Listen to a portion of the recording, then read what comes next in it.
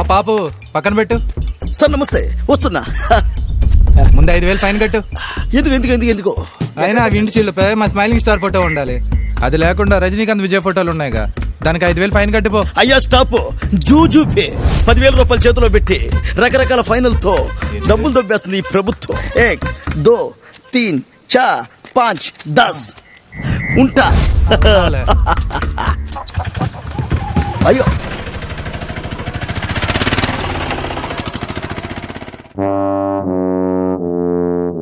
రే తమ్ముడు, auto repairing చూడు.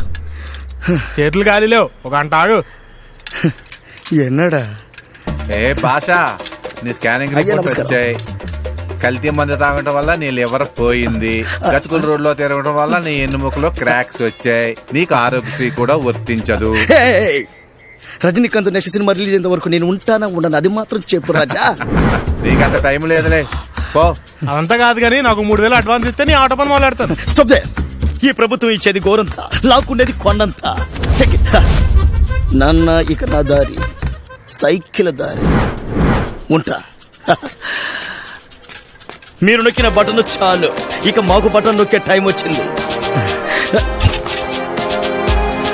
ఈ ప్రభుత్వం రాష్ట్రంలో ఒక ఫ్యాక్టరీ తెచ్చింది లేదు, ఉద్యోగాలు ఇచ్చింది లేదు, ఇసుక కనపడటం లేదు, కూలి పనులు దొరకడం లేదు, రోడ్లు వేసింది లేదు, ప్రాజెక్ట్ కట్టింది లేదు.